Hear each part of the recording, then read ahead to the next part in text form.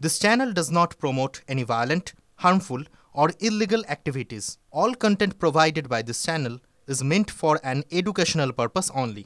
বাহ এবার হয়েছে স্বাদ হ্যাঁ অপূর্ব স্বাদ এমডিএচ এর চাঙ্কি চাট মশলা জীবনে আসল স্বাদ জাগলো আসল মশলা এসএস এমডিএচ আর এই মুহূর্তে দাঁড়িয়ে আরো একটা খবরের দিকে নজর রাখতে হচ্ছে। মালদায় স্কুল শিক্ষক গ্রেপ্তার করা হয়েছে তাকে ঠিকাদার খুঁড়ে।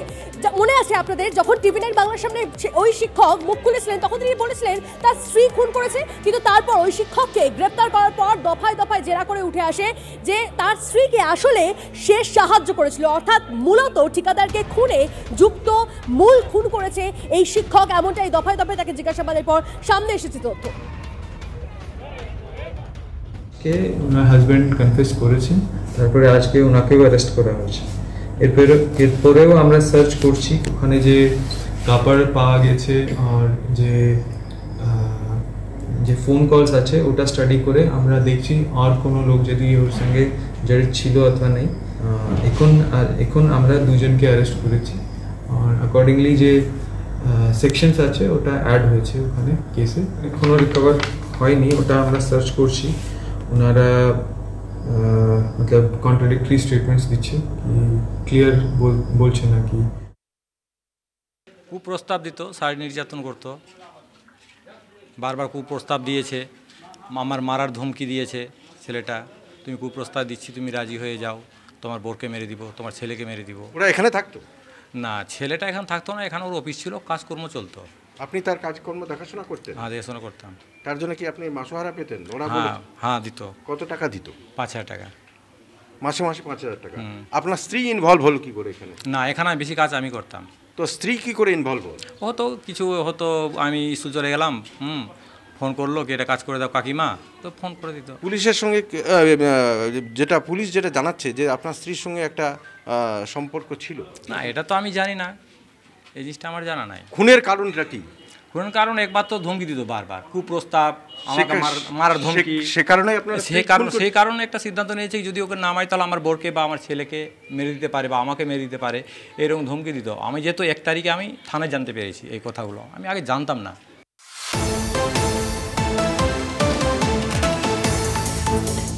এবার আমাদেরকে নজর রাখতে হচ্ছে কাঁচরাপাড়ার শরৎপল্লীতে, কারণ সেখান থেকে খবর আসছে স্বামীকে খুন করে ঝুলন্ত দেহ উদ্ধার হয়েছে এবং তারপরেই স্ত্রীর খোঁজ করতে গেলে জানা যায় সেই স্ত্রী পলাতক, যার দেহ উদ্ধার হয়েছে, ঝুলন্ত দেহ উদ্ধার হয়েছে, তার নাম সুমিত মুখোপাধ্যায়। এবং যেটা জানা যাচ্ছে কিছুদিন আগেই অর্থাৎ মঙ্গলবার রাতে সুমিতের শ্বশুরবাড়িতে লোকজন এসে তাকে মারধর করে বলে অভিযোগ। সুমিতের বিরুদ্ধে থানাতেও অভিযোগ জানানো হয়, পুলিশ থানায় নিয়ে যাওয়ার পর তাকে ছেড়ে দেয়। সন্ধে ঘরের মধ্যে ঝুলন্ত দেহ উদ্ধার, বীজপুর থানায় অভিযোগ দায়ের হয়েছে, পুলিশ ইতিমধ্যে তদন্ত শুরু করেছে। ও স্বামী স্ত্রী দুজনেই ছিল, বাড়িতে দুজনেই ছিল। দুজনে থাকার পর ছেলেটা একটু বিড়ি খেত, একটা বিড়ি চেয়েছে, ওই বিড়ি চাওয়া নিয়েই বউদের সাথে অশান্তি।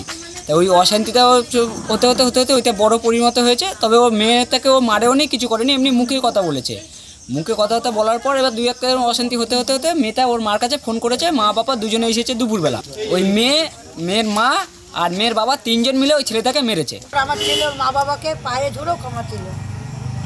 তারপর আজকেও আবার গিয়ে আমার ছেলেকে টেট দিয়েছে। কারা দিয়েছে? বৌমা দিয়েছে।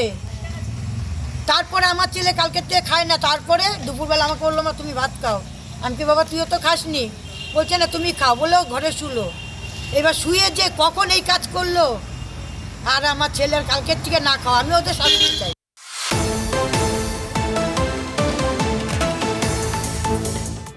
এবার নজর রাখবো ময়নাগুড়ির দিকে। ময়নাগুড়িতে ত্রিকোণ প্রেমের জেরে খুনের অভিযোগ, নিজের বাড়িতেই মাটি খুঁড়ে উদ্ধার গৌতম রায় নামে যুবকের দেহ। কি ঘটেছে আমরা জানবো। নীলেশ্বর রয়েছেন আমাদের সঙ্গে। নীলেশ্বর, পুলিশ কি বলছে? পুলিশের তরফ থেকে কি জানা যাচ্ছে এখনো পর্যন্ত প্রাথমিক তদন্তের পর? দেখো, প্রাথমিক তদন্তের পর এই তথ্যই কিন্তু উঠে এসেছে এবং পুলিশও এক প্রকার নিশ্চিত যে এইটা কিন্তু একটা পরিকল্পনা করে খুন করা হয়েছে, অর্থাৎ কোল্ড ব্লাডেড মার্ডার বলতে যা বোঝায় ঠান্ডা মাথায় খুন।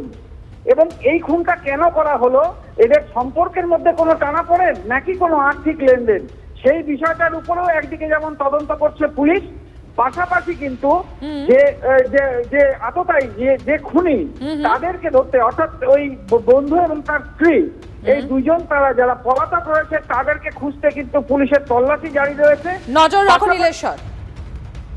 মার্ডার হয়েছে, আমরা কোন ছেলে আসছে নাকি বাইক পাওয়া গেছে, কিন্তু এখন আর লোকের সন্ধান কোনো নাই। মানে কি অনুমান করা হচ্ছে খুন করে এখানে? হ্যাঁ, ওইটার যেহেতু প্রশাসন আছে, প্রশাসনের মুখে যেটা শোনা আর কি, খুন করে বাড়ির ভিতরেই আছে এটুকু মনে হচ্ছে। হ্যাঁ, বাইক উদ্ধার হয়েছে। বাড়িতে বাইক হয় নাই, পাশে জঙ্গল আছে, জঙ্গলের মধ্যে বাইকটা পাওয়া গেছে। এবার একটু হাওড়া জগৎবল্লভপুরের দিকে নজর রাখা যাক। সাত সকালে এক ব্যক্তির দেহ উদ্ধার হলো। হ্যাঁ, সেই দেহ উদ্ধার ঘিরে তো চাঞ্চল্য তৈরি হবে, সেটাই স্বাভাবিক, কিন্তু সব থেকে বড় প্রশ্ন ওই ব্যক্তির যাতে নাম পরিচয় না জানা যায়, না চেনা যায়, তার জন্য তার মুখে মোবিল মাখিয়ে রাখা হয়েছিল। আমার সঙ্গে রয়েছেন সহকর্মী সুব্রত। সুব্রত, এটা একটা অপরাধ মানসিকতা যে খুন করলাম, অপরাধ করলাম, সেই অপরাধটাকে ধামা চাপা দেবো যাতে কেউ না জানতে পারে। কি জানা যাচ্ছে এখনো পর্যন্ত ইন ডিটেল এই বিষয়ে?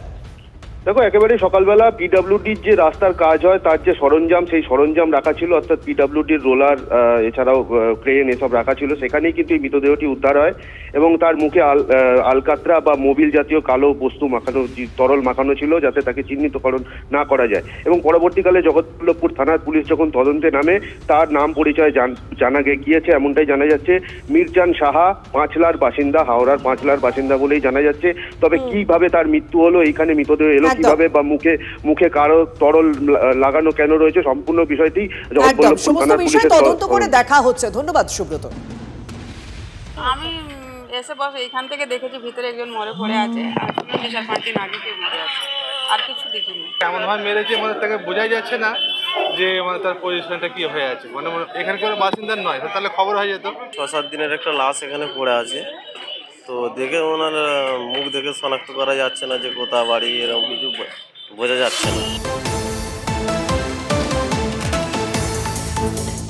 এই মুহূর্তে আমাদের কাছে পশ্চিম মেদিনীপুরের দাসপুর থেকে খবর আসছে, সেখানে একটি গোটা পরিবারকে জ্বালিয়ে দেওয়ার একটা চেষ্টা হয়েছিল। কারণ রাত্রিবেলা হঠাৎ করে পরিবারের সদস্যরা বুঝতে পারেন যে তাদের ডাইনিং এ আগুন জ্বলছে।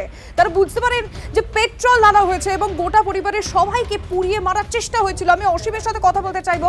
অসীম, মানে কার কে কি উদ্দেশ্যে এই ঘটনা ঘটিয়েছে, পুলিশ এখনো পর্যন্ত তদন্তে কি জানতে পেরেছে? দেখো, একেবারে দাসপুর 1 নম্বর ব্লকের দুর্গাপুরের যে বাসিন্দা গণেশ পণ্ডিত, তিনি যেটা অভিযোগ করছেন বা তিনি নিশ্চিত এরকমই তিনি দাবি করছেন যে রাতের অন্ধকারে, রাত 2টো নাগাদ রাতের অন্ধকারে একটা বোতলে করে, প্লাস্টিকের বোতলে করে আনা হয়েছিল পেট্রোল, এমনকি দেয়াশালায়। তারপরে কিন্তু তার দোতলা যে পাকার যে বাড়ি, সে দোতলার ছাদে উঠেছিল দুষ্কৃতীরা। তারপর প্রথমে তারা পেট্রোল ছিটায়, তারপরে তারা দেয়াশালাই দিয়ে তারা কিন্তু আগুন ধরিয়ে দেয়। দেখো, সে রাতের অন্ধকারে কিন্তু চিৎকার শুরু করে পরিবারের সদস্যরা। 4 সদস্য পরিবারের মধ্যে তোমার আজকে যেহেতু দোতলা পাকার বাড়ি, ডাইনিং এ আগুন, তারা কিন্তু কোনো মতে বাইরে বেরিয়ে আসতে পারেনি। কোনো ক্রমে তারা বাথরুমে গিয়ে বালতির জল ছিটিয়ে তারা কিন্তু আগুন নেভায়। রাতেই কিন্তু দেখো আতঙ্ক শুরু হয়, ছুটে আসে প্রতিবেশীরা। সকাল নাগাদ কিন্তু পুলিশ গিয়ে ঘটনাস্থলে পৌঁছায়। দেখো, পুলিশকে পরিবারের তুমি নজর রাখো। যদি এমডিএইচ কিচেন কিং কিচেনে থাকি তো আমরা যা ইচ্ছে তৈরি করতে পারি। বেগুনের ভর্তা, আলু কপি, ভিন্ডি মশলা, আরো অনেক কিছু। MDH